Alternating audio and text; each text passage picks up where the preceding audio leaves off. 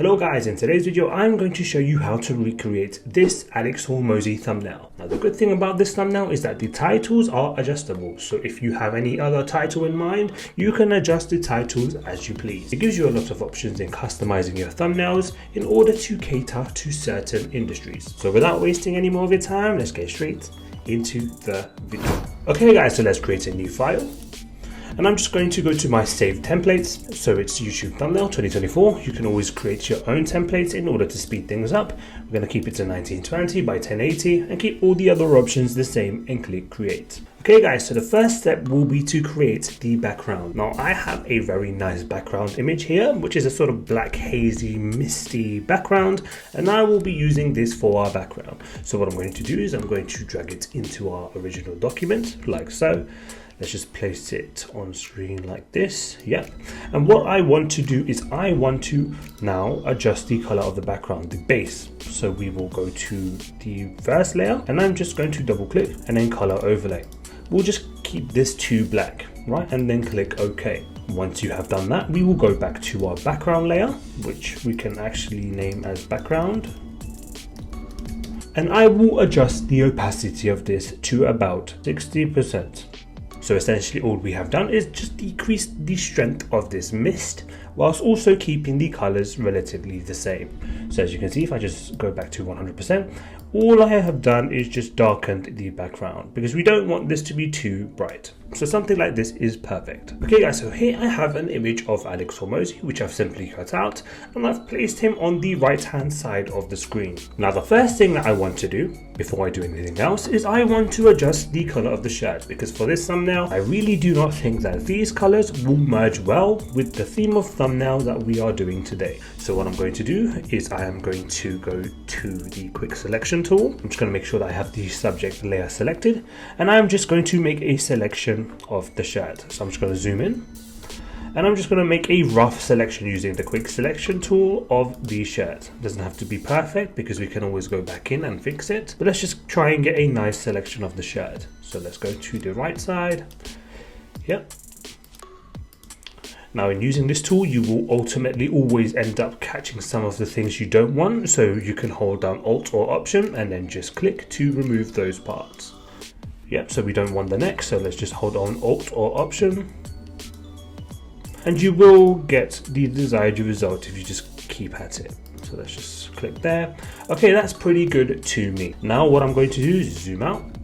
As you can see, we have our selection. I'm just going to go to adjustment layers and hue and saturation. Then I'll make sure to apply a clipping mask to the subject layer. So we are going to hold down Alt or Option and we are going to click in between the two layers. And then we are now going to adjust the saturation. So let's bring this down to 0 because I literally do not want this to have any saturation. So what I will do after that is I'm going to zoom back in now and have our layer mask clicked. So stay within this layer mask.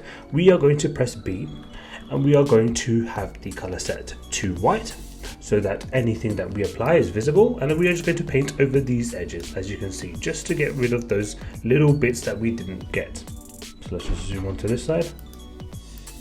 As you can see here, we need to add some more here, so let's just go and zoom in. Now when you are working within the actual image, you need to be a little more careful because you have to sort of get a nice edge here because you could easily overlap like this.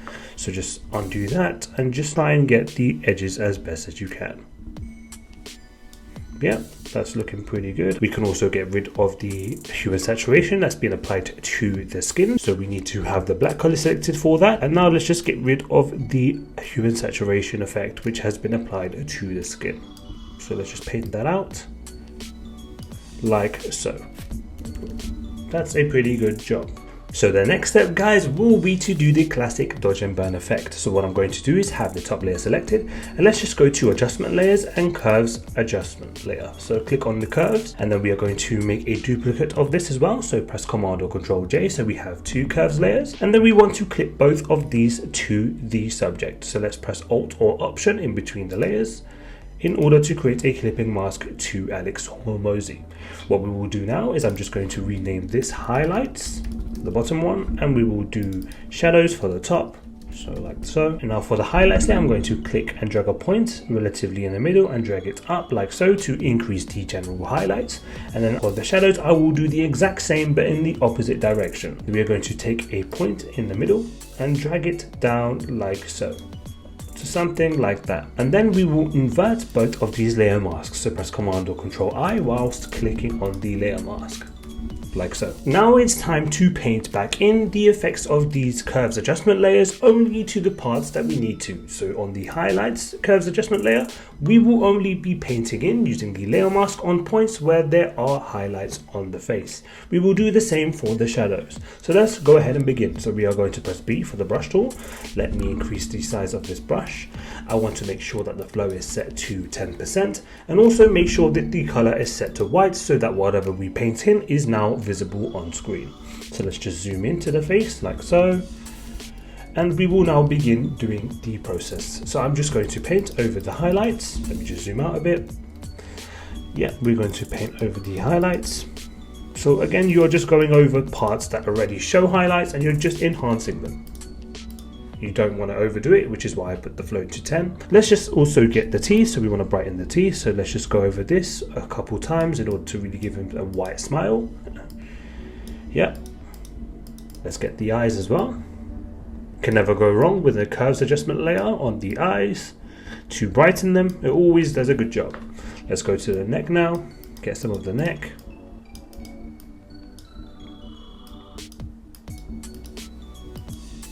Yep, that's looking pretty good to me. Now we're going to go to the shadows, so click on the shadows layer mask.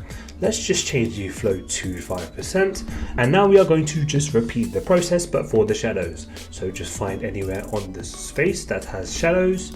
So generally any dark area, so let's get the beard. We'll darken the beard a bit. This helps to increase contrast when you darken the beard and the hair. So let's just darken the hair as well.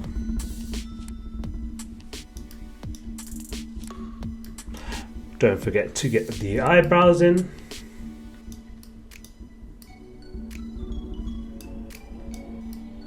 Maybe this nose bridge we can sort of enhance a bit. Ears. Let's also go to the neck, get these dark areas where there are already shadows, as you can see. Yeah, that's looking pretty good to me. Now if I just toggle between before and after, so let's just toggle between before and after. As you can see, we have really enhanced the subject. Okay guys, that's looking really good. Now just for keeping organized, I want to add all of these effects onto one layer. So I just want to flatten everything onto one layer. So what we will do is I'm just going to click on the top layer, which is shadows, and then click on the subject layer and then press Command or Control E. That's going to merge all the layers into one layer. Then I'm just going to rename this Alex once again. And now we have the enhanced subject. Now I'm going to right click and convert to smart object. And I will go into filter and camera raw filter because I want to add a couple more adjustments. So let's go into effects and let's just increase the texture to plus 15. Increase the clarity to plus 5. Let's go to detail and increase the sharpening to 15. Now guys, ignore this white background, that is not visible. I've simply just added a layer mask on this portion of the image, in which case you cannot actually see the rest of this image. But yes, I have done this pretty quickly. So let me just click OK, and as you can see now, we have increased the detail of the subject. Okay guys, looking good. Now I want to do one final adjustment guys. So what I will do is I'm just going to right click and convert to smart object once again. That's just going to remove the camera raw filter effect from being underneath the layer. It's applied to the actual subject. Now guys, you might be thinking that I'm working very destructively at the moment, in which case you are right, I'm working very destructively. I simply cannot go back to the previous steps, but because I am confident on what I am doing here, I do not need to revisit anything that I've previously done. So what I'm doing with confidence, knowing that I will not need to go back to any previous steps. In that case, I can work in this way, but I do not suggest to always do this. Okay, so what I'm going to do is I'm now going to go to filter, camera raw filter once again, and I just want to smoothen the skin. So we are going to go to effects. I want to take the texture down to about, let's say 67, minus 67, click OK. And now I just want to invert this mask here that we have. So press Command or Control I. And I now, with the white color selected, press B for the brush tool. I want to paint this effect only on the skin. So just set the flow to 100%. Let's just paint this effect to only apply on the skin. So make sure that you avoid any areas with detail, because this will sort of remove that detail, which is not what you actually want.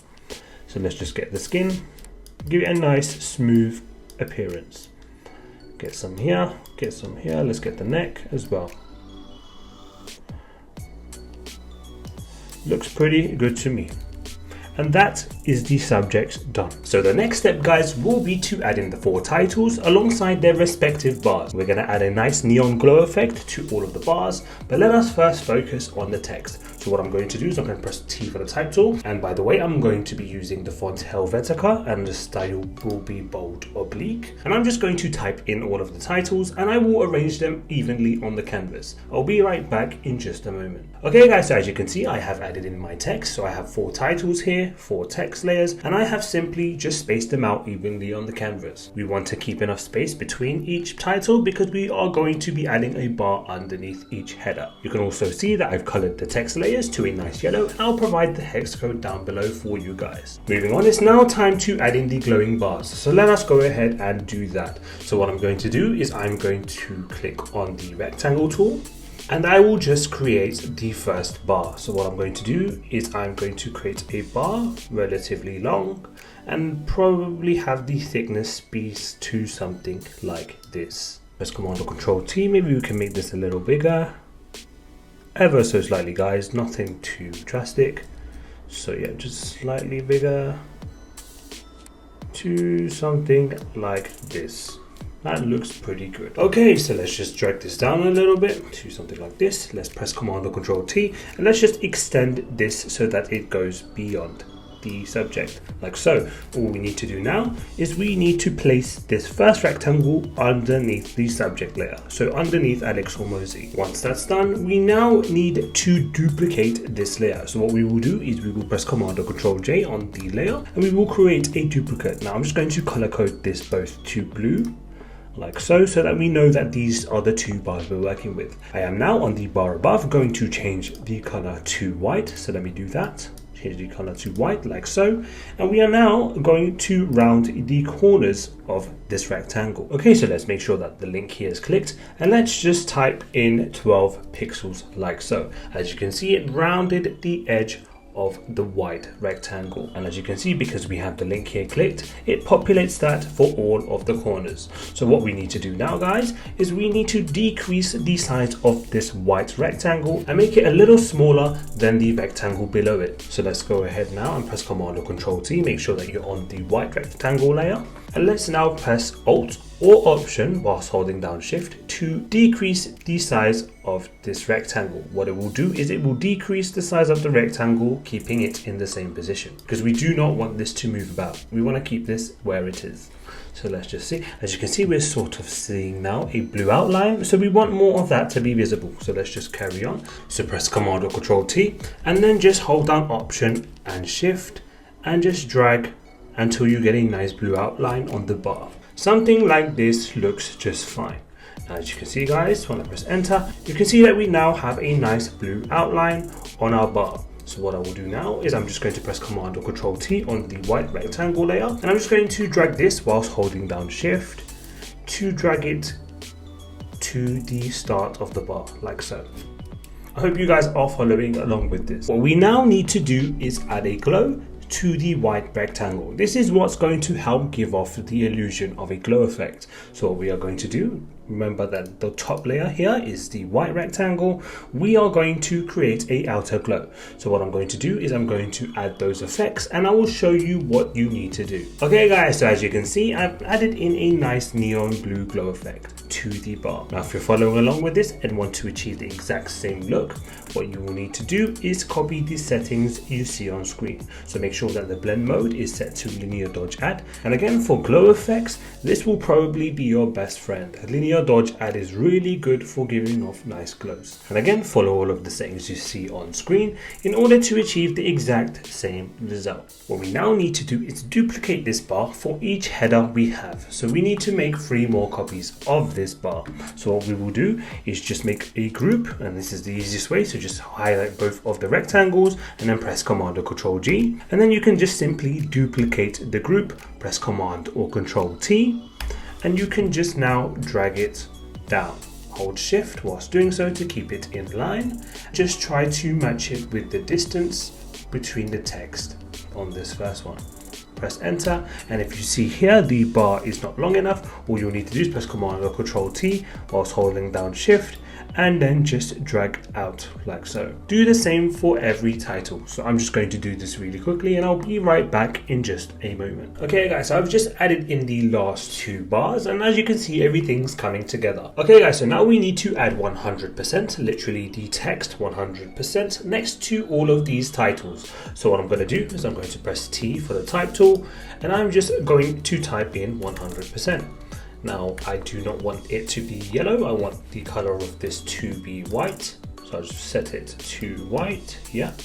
And then I will also at the same time set it to bold. We want this to be Helvetica bold, not a slanted text. Okay, then I'll just zoom in a little bit. I'm going to press Command or Control T to resize this, and we are going to resize this to the same size of the text here. So I'm just going to hold down Option and Shift to keep it in the same line, and we can just size this perfectly. What we need to do in order to get a accurate result, because sometimes you might actually input the same size of text in this section here, but it will still be a little bit off. So what I like to do is I use the ruler, and this is where it comes in handy. Press Command or Control R in order to bring the rulers in, and then just drag them like so. Right, then we can just go ahead and now put this on the baseline, and then press Command or Control T and now scale it up until it's exactly the same height. So something like this looks pretty good, nearly there. Yeah, something like this. Yeah, so just zoom out, and the shortcut to hide the rulers is to press Command or Control colon. So do that and it will remove the guides. Okay, now we're just going to move this a little more to the right, to somewhere like here. And before we add any glow to this 100%, I just want to adjust the kerning of this number. As you can see right here, there is too much negative space in comparison to the spacing here. So this needs to be closer to the 1, these 2 zeros. So what I will do, I'm going to zoom in. I am then going to right click on the type layer and rasterize type. This is going to allow me to edit the type. So now what I will do is with the marquee tool, I am going to select everything other than the 1.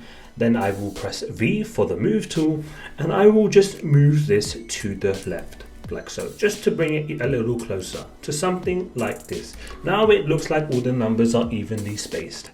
Okay, now I'm just going to zoom out, and now we can go ahead and start to add the glow to the 100%. Okay guys, so I've added the glow to the 100%. It's the same color as the initial rectangle. If you want to imitate this exact look, just copy the settings you see on screen and click OK. Okay guys, so as you can see, I've added 100% to all of the titles, except thumbnails, because come on guys, we're a bit better than 100%. Come on guys. So yeah, let's now move on to the next step, and that will be to add the circular icons right here. So I'm going to add them for every single title, and I will be using icons from flaticon.com. It's a really good website filled with a lot of free PNGs of icons you can use in your own work. This is not a sponsored video, but you know guys, you know.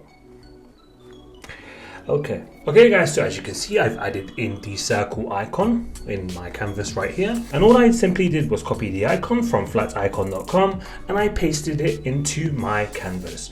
What I did from there was I added color to it, so I went to color overlay, as you can see right here, and I've just changed the color of the circle to the exact same color of the text. Following on from that, what I did was I then added an outer glow to give a little glow to the icon. you can copy the settings you see on screen here if you would like to emulate the result. So I'm just going to make 3 more duplicates of this circle icon, and I'll be right back in just a moment. Okay guys, so as you can see, I've placed my circular icons next to the titles of each line. Now the next step is optional, but I believe that these little details are what makes a really good thumbnail. So what I want to do is, because these bars here are glowing, I want to make the subject look like the light is actually shining on him. So what we're going to do is we're going to paint some blue light on the subject where the light sort of hits the subject or close to where the subject is. So in these areas right here, we are going to paint some light. This is just going to create a more realistic effect of light shining on the subject. This step helps to merge all the elements in the thumbnail together. And most importantly, it looks good too. Okay, so let's find the subject layer. So I'm just going to scroll down till I can find it. Yep, here. And then we are going to make an adjustment layer, and we are going to make a solid color adjustment layer. We are going to keep it to the same color here you see on screen, and I'll provide the hex code for that down below. And now we are going to clip this color fill layer to the subject. So let's just do that right here. As you can see, the color is now clipped only to the subject. What we will then do is we are going to change the blending mode to screen. Once you have done that, the next step will be to click on the layer mask and press Command or Control I in order to hide the color. We are going to paint this back in manually. So let's now press B for the brush tool. Let's increase the size of the brush ever so slightly. We're going to zoom in, make sure that the color is set to white, and make sure that the flow is set to 100, and make sure that you have your layer mask selected. And now we are just going to lightly tap where there is light. So let's just decrease the size of the brush. We can make something more strong here, something like this. Yeah, and so we are just adding light to these areas. Let me zoom out, get a better view. So let me increase the brush size. You get the gist of what I'm trying to do here. So we're just adding light wherever the light source is, just to give a realistic look.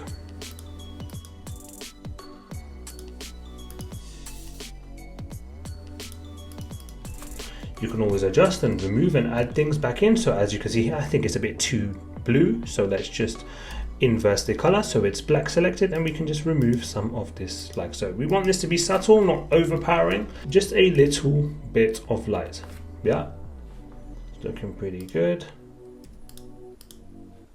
And if you want to learn how to paint light well, this is something that takes time. When you do it often, the more you do it, the better you get. So it's all just practice, guys. You might not be good at it at the beginning, or you might not actually know where to paint light, but this is something that you start to understand more when you do it often. So yeah, that looks pretty good to me.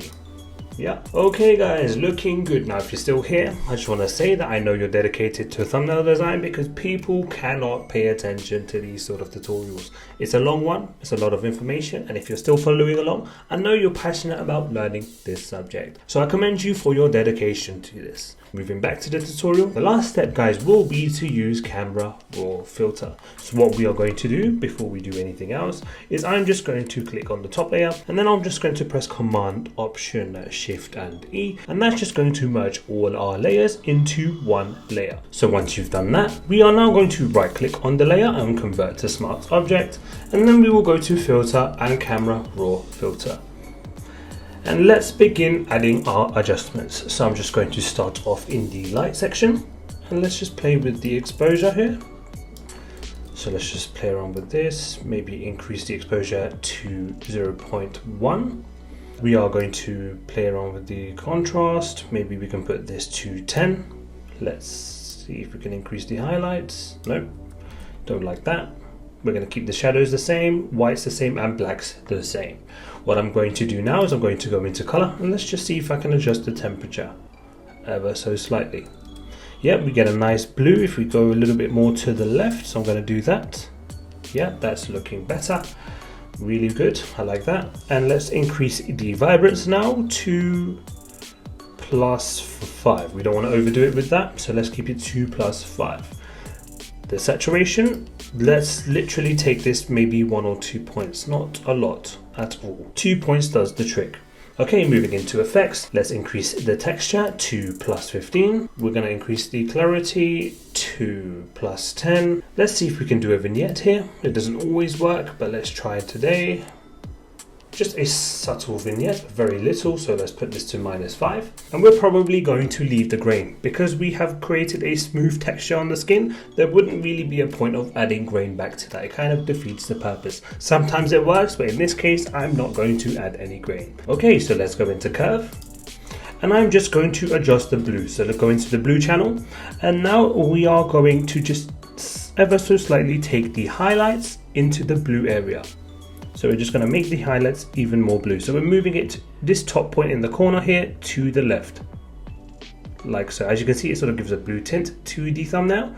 I don't want to overdo it, but I just want to add a bit of blue tint. Yeah, something like this works just fine. Okay, so now we are going to also go into the regular curve panel, and we will now just create an S curve. So we're going to drag it up like so, and then drag it down ever so slightly to something like this. This is before, this is after. I think this gives a bit more contrast and it looks really good. Okay, moving into detail now, we are going to increase the sharpening to, let's say, 15.